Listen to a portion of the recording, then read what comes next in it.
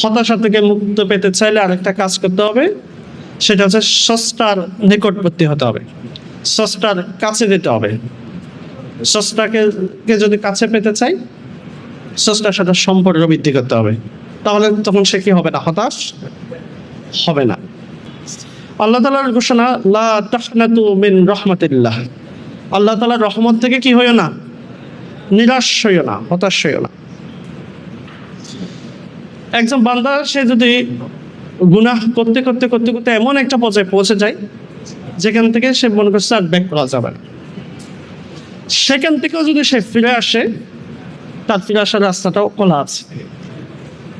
উম্মতে মুহাম্মদের উপর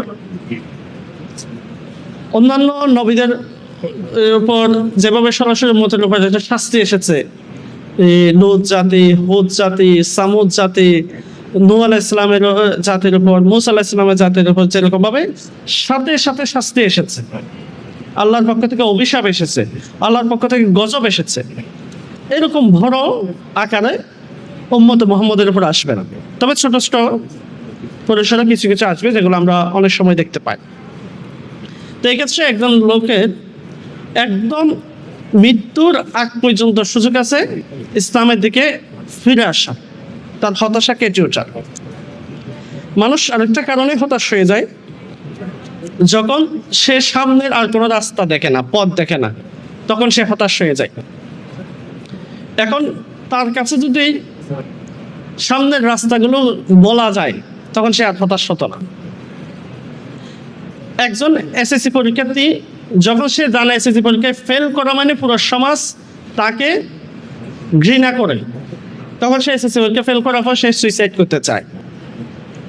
ইন্টারমিডিয়েট পরীক্ষার পরে অথবা বিশ্ববিদ্যালয় ভর্তি পরীক্ষার সময়ে কেউ যদি ফেল করে, পুরো সমাজ যদি তাকে ঘৃণা করে, তখন সে সুইসাইড করতে চায়। কেউ যখন অনেকে সম্পর্কে জড়িয়ে যায়, এই সম্পর্কে যখন সে ফেল করে, তখন সে সুইসাইড করে, তখন সামনে সে রাস্তা দেখে নাই চলো। এখন এই ফেলিওরদের সামনে যদি আপনি রাস্তাগুলো দেখাতে পারেন, তখন সে আর কি করতো না, সুইসাইড করতো না, হতাশ হতো না।